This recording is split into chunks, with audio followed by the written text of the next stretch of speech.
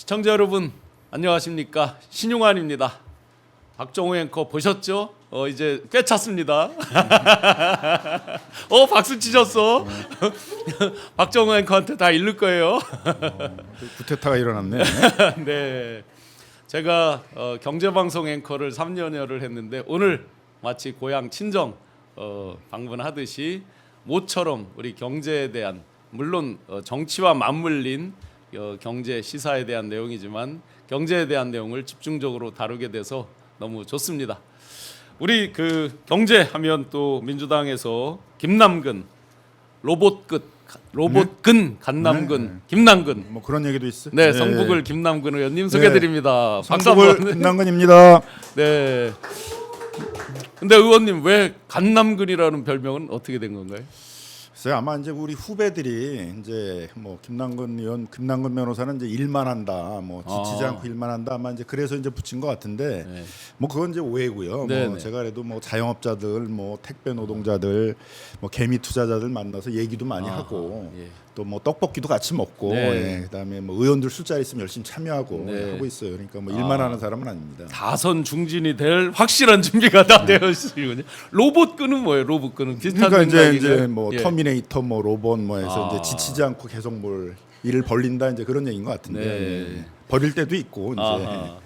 사법고시 보실 때 예. 과목 여러 과목이잖아요. 예, 예. 2차 같은 경우는 며칠씩 보고 그러잖아요. 예, 예, 예. 그 중에 제일 높은 점수 받으신 게 뭡니까? 네, 상법입니다. 상법. 예. 그래서 모셨습니다. 자, 상법 개정안 관련해서 이제 많은 논란이 있습니다. 여야 대립도 있기도 하지만 또 밖에 시민사회 단체 그리고 요 국회 앞에 예, 예. 가다 보면 1인 시 이렇게 팻말 예, 걸고 예, 예. 하시는 분께서 아주 굉장히 열심히 쉬지 않고 저분을 앵커를 시켜야 되겠구나 할 정도로 아주 열심히 외치시면서 권익 보호, 권익 증진을 위해서 노력하시더라고요. 우선 여쭙고 싶은 게 이렇게 갈등 구조가 꽤 있는 법안이거든요. 그런데 왜 이렇게 상법을 개정하려 하시는지 예, 그게 예, 궁금합니다. 일단 우리 개인 투자자들이 1,500만입니다. 네. 주식 투자의 대중화 시대가 네, 됐죠. 그럼 대한민국 국민의 한 성인 기준으로 3분의 1 이상 되겠네요, 예. 대략. 근데 문제는 이제 보통 주식 투자라는 게 성장하는 유망한 사업들을 갖고 있는 기업에 투자하는 거잖아요. 그렇죠. 그래서 그 기업이 그 유망 사업에 성공을 하게 되면 이제 투자에 성공한 거로 봐야 되잖아요. 그렇죠. 뭐 예를 들면 LG화학이 전기차 배터리 사업을 했는데 성공을 했어요. 개발을 네. 했어. 그다음에 이제 한화 에어로서비스가 이제 에어로스페이스가 방위 산업, 방산 산업 하잖아요. 그래서 성공을 네. 했어요. 지금 수출도 많이 하잖아요. 네. 그러면 이제 투자이익을 얻어야 되는데 꼭 그 시점쯤 되게 되면 이제 갑자기 그 유망 사업을 띄어내 가지고 별도 회사를 만든다. 그렇죠. 뭐 합병을 한다. 네. 갑자기 이제 뭐 3조 6천억이나 유상증자를 기습적으로 한다. 이번에 그러면 이제 에어로스페이스 경우에 그렇죠. 그러면 이제 주식 가치가 희석될 거 아니에요. 그렇죠. 그래서 주주 피해가 생긴단 말이에요. 그럼 막상 그 투자이익을 환수할 때가 되면 투자이익이 환수가 안 된단 말이에요. 그렇죠. 그래서 이제 우리 개인 투자자들 사이에서는 우리 국내 시장에서는 개인 투자자들이 절제 투자이익을 얻을 수가 없다. 네. 이런 실망 때문에 돈이 해외로 많이 빠져나가 있어요. 그러니까 2012년도만 하더라도 미국의 개인 투자자들이 투자한 게 한 18억 달러 정도였는데 네, 네. 지금은 900달러가 넘거든요. 어. 그러니까 많은 돈들이 해외에 나가 있으니까 돈이 우리 주식시장에 안 오는데 주식시장이 활성화될 리가 없잖아요. 전부 서학개미처럼 그냥 다 하여튼 외국으로 나간다. 또 외국인 자본의 투자자들 역외 매출. 중에서도 예를 들면 중국이 불안해지니까 철수한 돈들이 많아요. 예. 홍콩에서 대기하고 있는 돈들이 그렇죠. 많은데 그 돈은 어차피 아시아에 투자를 해요. 아시아에 투자하기로 해서 이제 유럽이나 미국에서 온 돈들이기 때문에. 근데 이제 한국의 장점은 기업 가치가 떨어져 있는 거잖아요. 예. 이런 불신 때문에. 아하. 그래서 지금 이제 투자를 하고 싶은데 어떤 모멘텀이 없다 이거예요. 네. 그리고 한국은 항상 불안하죠.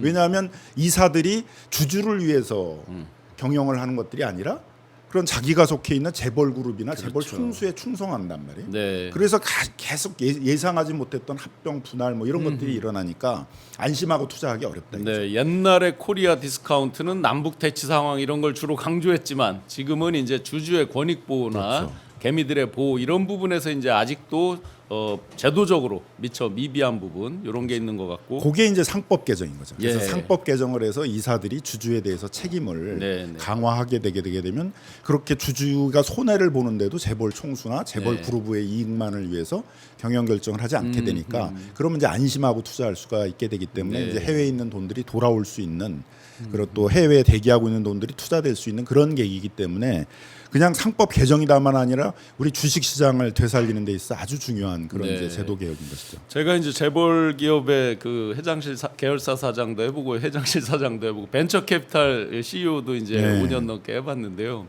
실제로 좀 전에 초두에 잠깐 말씀 주셨지만 어떤 중요한 그런 뭐 분할이다, 뭐 또 이제 뭐 결합이다, 또 M&A다 이런 것들을 하고 그런 거 외에 또 예를 들어 CB 발행이나 이런 것들은 이사에서 전격적으로 갑자기 특정인을 향해서 예를 들어 제3자 배정 이런 것들을 그렇죠. 통해서 하면 사실은 그게 기업에서는 좋게 포장을 하지만 일반 개미들로 볼 때는 전부 다일루션 희석이 되는 그렇죠. 거거든요, 사실은.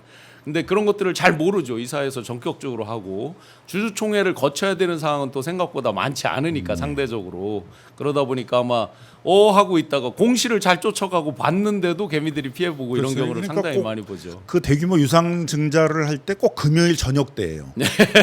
맞아요. 개미 투자자들이 올빼미 공시. 미리 알지 못하도록 그러면 예. 월요일 날 아침에 확 떨어지는데 맞아요. 대처를 할 수가 없잖아요. 그죠? 맞습니다. 그래서 이런 3조 6천억이나 역사 이래 대규모의 유상 증자를 하나 에어로스페이스가 했는데 네. 그럼 이 사회에서 이 주주들이 피해를 볼 거에 해서 미리 대비해서 어떤 조치나 대책을 마련했냐 한 번도 논의한 적이 없다는 거예요. 그렇죠. LG가 분할할 때 또 두산이 밥캣하고 막 이런 어떤 의사결정을 네. 할 때 이런 때 보면 사실은 소수주주, 소액주주 등등은 거의 뭐 주인공이 될 수가 그렇죠. 없죠. 고려 대상이 안 된다는 네, 거죠. 네. 그래서 이 이사들이 주주에 대한 책임 의식이 없는 거죠. 자, 그래서 이제 본격적으로 지금 상법 개정안이 갔다가 또 거부권으로 네. 해서 다시 돌아오고 이런 것들이 계속 이제 반복적으로 일어나고 있는데 네. 그렇다면 이제 우선 주요 골자 가장 핵심이 되는 쟁점에 대한 그 법률안 왜 저들이 꼭 요것 때문에 거부한다는 식으로 되는 게 몇 개 있을 거 아니에요. 네. 가장 핵심적인 거 상법 한번. 개정안이 우리 당론으로 정한 건 예. 5가지입니다. 네. 첫 번째는 이사들이 네. 회사뿐만 아니라 주주에 대해서도 충실 의무를 부담한다. 주주 충실 의무. 예, 그래서 주주에게 피해를 입히는 이제 그런 결정을 했을 때는 이제 그거에 대해서 주주에게 손해배상 책임이나 이런 책임을 져야 된다는 내용이 이제 하나가 있고요. 두 번째는 이제 이사회가 그 대주주로부터 영향을 받지 않는 독립이사들로 네, 구성이 네. 돼야 되는데 이제 우리는 그런 독립이사들이 아니죠. 다 거수기라고 네, 그러잖아요. 네, 네. 그래서 이름만 이제 걸치고 출석 안 하는 사람도 그렇죠. 많아요. 그래서 이제 그런 독립이사가 적어도 3분의 1 이상 돼야 된다. 네. 그다음에 자산 규모 2조 이상일 경우에는 2분의 1 이상 돼야 된다. 네. 그런 거고 이건 이제 일본의 이제 밸류업 정책의 예. 아주 이제 핵심적인 내용이었습니다. 그다음에는 이제 결국은 소수주주들을 대표할 수 있는 이사들이 이사회를 가야지만 이제 독립적인 역할을 할 수가 있는데 그래서 소수주주들이 자기 대표를 보낼 수 있도록 하기 위해서 집중 투표제라고 그러죠. 예. 3명의 이사를 뽑을 때 그 소수주주들은 그 3표를 한 사람한테 몰아서 투표할 수 있는 거예요. 예. 이걸 집중 투표라고 그러잖아요. 그거 하고 그다음에 이제 감사위원이 될 이사들은 그 따로 뽑자는 거예요. 예, 예. 그러면 이제 감사위원이 될 그 이사들에 대해서는 대주주의 의결권이 제한되거든요. 그렇죠. 그러니까 대주주의 영향력이 차단되잖아요. 3% 룰도 있고 그렇죠. 그렇죠. 예, 그거를 이제 그 이걸 피해 나가기 위해서 재벌 대기업들이 그 이사들을 먼저 뽑은 다음에 이사회에서 역할 분담을 시키는 거예요. 예. 그러면 이제 대주주의 영향을 받는 사람이 계속 감사위원도 되는 거잖아요. 그래서 감사위원이 될 이사들은 이제 주주총회에서 아예 따로 뽑자. 분리 선출. 네, 그러면 이제 예. 대주주의 의결권이 제한되니까. 네, 네. 그래서 이제 이렇게 해가지고 독립이사들을 이제 뽑는 방법을 만들자는 거고, 그 다음에 그러려면 주주들이 주총에 참여할 수 있어야 되잖아요. 네, 네. 근데 우리는 3월 말에 한꺼번에 대기업들의 주총이 다 한꺼번에 일어나요. 3월 28, 29, 30날 아주 난리 납니다. 옛날에는 바가지도 주고 뭐 그렇죠, 저금통도 주고 막 이랬으니까. 그러니까 소수주들이 주총에 참여할 수가 없어요. 그래서 전자주총을 이제 꼭 예. 병행하도록 하자. 그런 것들입니다. 그러니까 어떻게 보면 딱 이렇게 일관돼 있죠, 5개가. 예, 예. 그래서 그 5개의 건데 그 중에서 법사위를 이제 통과한 거는 이제 논의를 하다 보니까 논의가 많이 시간이 걸려가지고 일단 2개만 먼저 하자 그래서 네. 그 이사의 주주에 대한 충실 의무하고 전자주총 네. 요 2개만 이제 먼저 통과를 해서 본회의 의결이 됐고 네. 그게 거부권이 이제 행사가 됐던 내용이거든요. 그래서 3개 안은 지금도 남아 있어요 법사위에. 어허. 그래서 지금 이제 그 거부권이 행사된 2개에 대해서는 다시 발의를 할 거고 네. 재발의를 할 거고 그럼 남아 있는 3개하고 합쳐서 5개를 이제 법사위에서 다시 이제 한꺼번에 논의를 하는 거죠. 그렇다면 지금 이제 크게 보면 이사의 주주 충실 의무하고 전자 투표 전자투표는 제가 봐도 저도 이제 투자를 많이 해봤으니까 근데 대부분 3월 말일 날 동시에 해버리면 몸이 하나니까 갈 수가 없잖아요. 예. 그러니까 옛날에는 이제 위임장만 그것만 전문으로 받으러 다니는 회사들이 이제 많이 있었죠. 예. 여의도에 몇 개가 지금도 일을 하고 있죠. 그것만 위임장만 전문으로 받아서 이제 회사에 갖다 주는 이제 그런 회사들이 있었는데 전자투표를 전면으로 도입하면 제가 뭐 모바일이든 뭐든 해서 그렇죠. 얼마든지 의사 표현을 동시에 할 수도 있을 거 아니에요, 그죠? 예, 그런 좋은 제도인데 그렇다면 국민의힘에서 또는 정부에서 어떤 이유로 이것에 대해서 집중적으로 방어를 하려고 하는 건지. 뭐 이제 그렇게 그 되게 논거가 되면 어떤 이제 게 아무래도 그 소수 주주들에 대비한 자기들이 경영권 방어를 하는데 이제 비용과 시간이 많이 든다 이거거든요. 네. 소송이 많이 제기된다 이런 얘기인데 아하. 뭐 그런 건 이제 사실은 사실이 아닌 게 증권관계 집단소송법을 만들 때도 이제 그 소수 주주들이 소송을 많이 걸어가지고 그 소송에 대응하느라고 비용과 시간이 많이 걸리게 될 거다라고 그랬는데 지금 뭐 한 10몇 년이 넘었습니다만 지금까지 제기된 그 소송이 16건밖에 안 되거든요. 아하.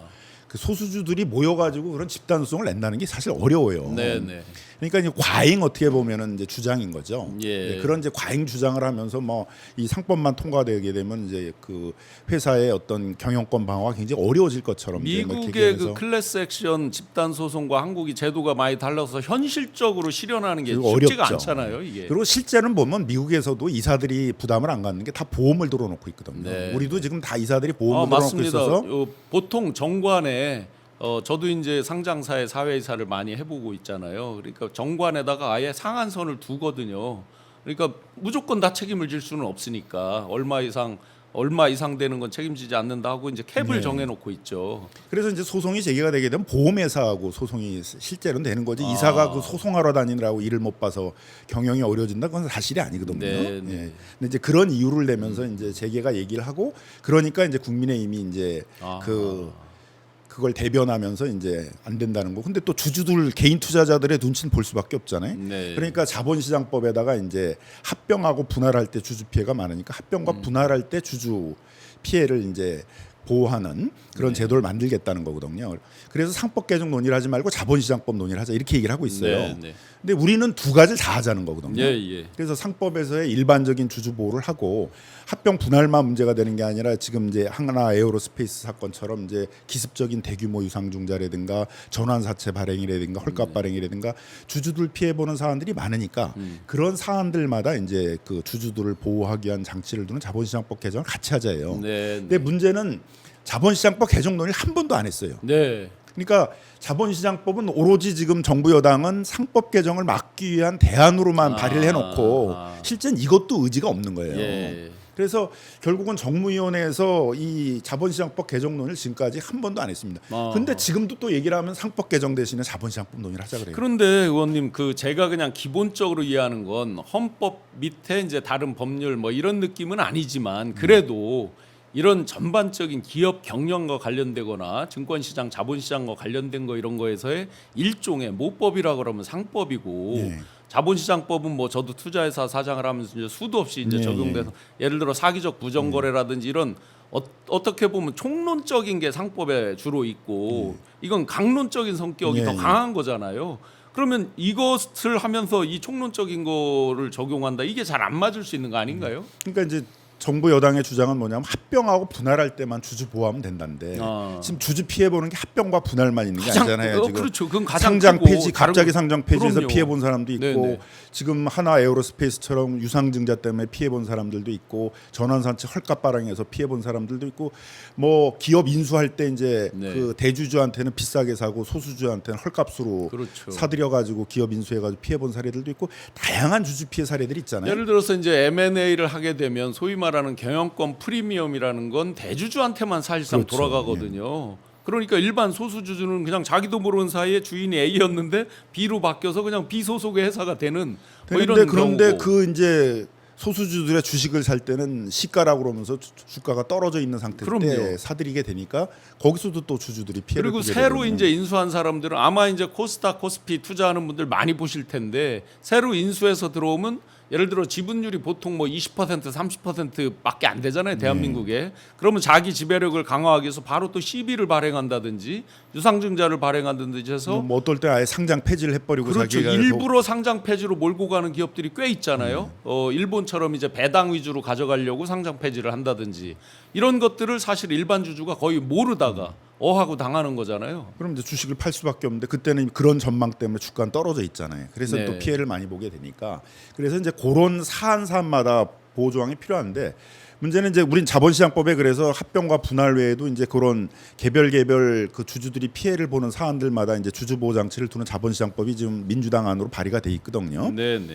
근데 그러더라도 재벌 대기업들 같은 경우에 있어는 그걸 또 피해 나가는 많은 거래 방식을 만들 거거든요. 네, 네. 그러니까 그 저쪽 주장은 핀셋 규제라고 그러는데 핀셋 규제를 만들어 놓으면 그걸 피해 나가는 합병과 뭐 주식 교환과 이런 걸 다 뒤섞여 가지고 합병이나 분할이 아닌 방식의 또 거래 방식을 만들어낼 네. 거라고요. 이제 그런 점에서는 세계 보편적으로 하고 있는 것처럼 이 사회가 주주에 대해서 충실 의무를 두는 그런 규범을 만들 필요가 있다는 거죠. 네, 다중소송 대표제 같은 경우는 뭐 이런 식으로 불만을 얘기하던데요. 그 자회사의 주주들이 예를 들어서 모회사에 이런 건 무조건 경영권 침해 아니냐, 그리고 너무 많은 소송을 남발하게 하는 거 아니냐라고 걱정을 하는 목소리들이 있던데 그런 부분은 어떻습니까? 아니, 그러니까 이제 그런 것도 제도를 만들어 놓게 되게 되면 항상 또 우회하는 방식을 그렇죠. 만들어 놓으니까 네, 네. 그래서 뭐 다중 대표 조성 제도를 만들자 뭘 만들자 못 만들자 이제 그것도 필요한데 중요한 건 전체적으로 그게 다 문제가 되는 게 뭐냐 하게 되면 결국은 주주들에게 피해를 주면서 자기 그룹의 이익이나 그룹 총수의 이익만을 위해서 하는 거잖아요. 네. 그러니까 일반적으로 이사들이 그런 식의 주주들에게 피해를 입히는 결정을 하지 못하도록 하는 일반적인 조항이 필요한 거죠. 네. 그게 이사의 주주에 대한 충실 의무를 하는 거죠. 그러니까 그걸 기본은 만들어 놓고 그 다음에 이제 여러 가지 촘촘한 제도는 또 만들자 이제 이런 게 저희 이제 민주당의 입장인 거죠. 예. 많은 분들이 의견 주고 계신데 지금 개미 투자자가 1,500만이랍니다. 그러면 오마이 최소한 좋아요, 구독, 좋아요 1,500만이 돼야 됩니다. 지금 아주 가장 중요한 상법 개정안 논의를 하고 있으니까 많이 구독, 좋아요 눌러주시고 본인만 누르면 본인은 계속 보실 수 있지만 주변에서 많이 보셔야 되니까 주변에 널리 단톡방 같은 데 올려주시고요. 자, 그러면 요번에 대선이 이제 펼쳐지다 보니까 더 첨예하게 이렇게 오는데 대기업의 일종의 대표격이라고 할 수 있는 삼성에서 준법감신 이찬희 준법감신이 변협 회장을 했었죠, 그죠? 예. 이찬희 준법감신께서 이제 기업의 입장이니까 이게 정쟁의 장으로 들어오면 안 된다라는 입장을 주셔서 아마 기업 입장을 대변하는 것 같은데 이게 정쟁의 장이 맞는 건가요? 그런 표현이? 아니 근데 그 앞에 이제 뭐라고 했냐면 네. 이찬희 준법감시위원장이 주주를 보호하는 세계 보편적인 규범은 따라야 된다 이렇게 또 얘기를 그렇죠. 했어요. 네네. 그러니까 이사에 대한 충실 의무에 대한 규정이 뭐 명문법으로 있든 판례법으로 있든 없는 나라는 없단 말이에요. 그렇죠. 그러니까 우리도 세계 보편적인 기준은 만들자 이런 거거든요. 네. 그러니까 그 얘기하더라도 이거는 정쟁의 대상이보다는 세계 보편적인 그런 규범들을 고자 하는 것이고 이걸 정쟁으로 만든 건 국민의힘이 정쟁으로 만든 거잖아요. 네. 그러니까 정쟁에 의해서 이 제도라는 거를 개혁하자라는 게 아니라 세계 보편적인 기준에 개혁을 하자는 거고 그걸 오히려 국민의힘이 정쟁으로 만들고 있으니까 그런 정쟁하지 말고 네네. 세계 보편적인 개혁을 하자 이거죠. 그래서 지금 말씀대로 국민의힘에서 유상범 의원이 이런 표현을 하더라고요. 잘사니즘을 못사니즘으로 만드는 소액주주 표만 얻기 위한 이번 대선에서 표를 얻기 위한 표퓰리즘이다 이렇게 표현을 해요. 과연 이 정책이 표퓰리즘이라고 볼 수 있는 정책인가요? 아니 근데 그러면 투자자들에 대한 이익을 고려하지 않고 자본시장은 팽다쳐 두고 우리 경제가 살 수가 있나요? 재벌 대기업들은 여러 가지 방법으로 자금을 도달할 수 있지만 그렇죠. 그런 일반 대기업들이라든가 중견기업들은 자본시장에서 자금을 조달하지 않으면 조달할 방법이 없어요. 근데 자본시장에 있는 돈들은 다 해외로 빠져나가고 해외에서 들어와야 될 돈은 안 들어오고 대기하고 있는 이런 상황에서 일반 대기업이나 중소기업들은 어떻게 자금을 조달을 하겠어요? 그렇게 되면은 이제 우리 경제 전체적으로 장기적으로는 어려워지는 거잖아요. 그래서 일본도 밸류업 정책이라는 걸 2010년대에 해가지고 이제 10년 만에 성공을 했던 것도 그렇게 하지 않으면 일본 경제가 살아나기 어렵다라는 결단에서 국가적 목표를 한 거거든요. 네. 그래서 말은 또 국민의힘하고 정부는 뭐 일본처럼 밸류업을 하겠다 그러고 막상 또 실천한다 할 때는 밸류업이 뭐가 중요해? 아하. 자본시장이 뭐가 중요해? 또 이렇게 또 얘기를 한단 말이에요. 네. 그래서 이제 참 생각이 짧고 좀 책임성이 없는 이런 네. 정책을 하고 있다. 그러다 보니까 3년 동안 이제 나라가 이렇게 결단이 난 거죠. 그럼 의원님 보시기에 대한민국은 자본시장이 정말 그 개방성이 강한 나라인데 이렇게 요 상법을 개정하면 수많은 외국 자본들이 훨씬 더 많이 올 것으로 예상을 하시나요? 어떤가요? 그러니까 뭐 그 해외 투자 그룹들 중에 이제 찾아서 얘기하는 사람들도 있어요. 지금 이제 중국 시장이 굉장히 불안정하기 때문에 많이 빠져나와 있다 이거예요. 근데 유럽이나 미국의 투자자들을 할 때는 이렇게 권역별로 투자금을 배분해 놓거든요. 그러니까 아시아에 투자할 돈이에요. 네. 그러면 중국에서 나왔으면 아시아에 다른 데 투자를 해야 되잖아요. 제일 유력한 데가 한국이죠. 왜냐하면 네. 기업 가치가 많이 떨어져 있으니까. 그렇죠. 근데 들어가려면 무슨 모멘텀이 있어야 된다는 거예요. 이제 한국의 주식 시장이 달라졌다. 아하. 대표적인 거는 이제 우발적인 그런 예측하지 못하는 손해가 발생할 수 있는 네. 그런 거를 제도적으로 막기로 했다. 앞으로 그 한국의 자본시장은 좀 더 투명해질 거다. 이런 거에 대한 신호가 필요하다 이거죠. 그게 상법 개정인 거죠. 그러니까 우리 이재명 대표가 이제 이재명 전 대표님이 이제 뭐 가만히만 있어도 다음 정권에서는 3,000포인트 넘어간다 그러는데 이 얘기를 하는 거죠. 네. 이렇게 자본시장을 투명하게 운영하겠다라는 정부가 들었으면 그 신호만으로도 해외에서 대기하고 있는 자본, 미국이나 이런 해외에 나가 있던 자본들이 돌아오면서 그런 그 다시 부활의 계기들을 만들 수 있다는 거죠. 네, 이재명 후보님 말씀하셨는데 지금 이재명 후보께서 이 지금 상법 개정안에 대해서 재추진 의지 어떻습니까? 그래서 이제 그 예. 이재명 대표가 강조를 하는 게 이 자본시장이 활성화돼야지만 지금 거의 바닥으로 내려가 있는 경제를 되살리는 데 있어서 가장 핵심적인 그런 장치이기 때문에 네네. 그걸 하겠다는 지금 의지를 보여주고 있는 거고 상법 개정은 가장 이제 기초이고 예. 상법 개정만으로 다 되진 않겠죠. 예. 우리도 이제 일본처럼 이제 그 주주 환원 정책에 대해서 기업들이 좀 더 책임을 갖도록 한다라든가 퇴직연금 같은 것들을 이제 기금화해서 주식시장에 대거 유입을 한다라든가 그런 이제 여러 가지 제도들을 결합시키면은 이제 주식시장들을 다시 활성화할 수 있는 그런 계기 모멘텀을 만들 수 있습니다. 네, 그 주가 지수 5천 가겠다 이렇게 구체적 수치로 밝히셨단 말이죠. 근데 제가 이제 그냥 추상적으로 우려가 되는 거는 하도 이제 발목 잡기 기승전 이재명, 기승전 민주당 탓 이런 게 많은데 새로 이제 당선이 되셨다 전제를 하고 새로 이렇게 새 정부가 출범했을 때 보나마나 발목 잡기나 정말 바지춤까지 끌어내릴 그런 판인데 5천 가는 거 어떻게 예상하십니까? 근데 목표는 필요하죠. 예, 밸류업. 목표는 당연히 그러니까 우리도 이제 필요하죠. 일본처럼 이제 밸류업 정책 뭐 한 10년 이렇게 하고 네. 그렇게 되면 어느 정도까지 우리가 갈 거라는 목표는 이제 필요한 거고 5천은 뭐 단기적인 목표는 아니잖아요. 네. 장기적인 목표 그걸 위해서 해야 될 굉장히 세트가 돼야 되는 많은 정책이 있죠. 그래서 다음 정부는 이제 그 정책을 해야죠. 그래서 네. 이제 일본을 자꾸 벤치마킹 한다고 그러는데 그럼 제대로 벤치마킹을 해야죠. 일본이 어떻게 10년 동안 꾸준하게 했냐. 상법 같은 회사법을 개정하는 법령 개정도 했고 우리로 따지면 국민연금 같은 그런 공무원연금이 개별 기업들을 선정을 해가지고 지배구조가 문제가 있을 때 그 지배구조 뭐 임원 개선을 해라 뭐 그 이사회를 독립이사 3분의 1 이상으로 개편을 해라 이런 걸 하면서 실제로 그 지배구조를 바꿔냈거든요. 네. 그러니까 신뢰가 생겨서 그 일본의 주식시장 하면 잘 해외 자본들이 안 가던 시장인데 해외 자본들이 많이 가게 된 거죠. 네. 그러면서 활성화의 계기를 만들었잖아요. 우리도 그런 계기를 만들면은 장기적으로 5천은 갈 수 있는 거죠. 네.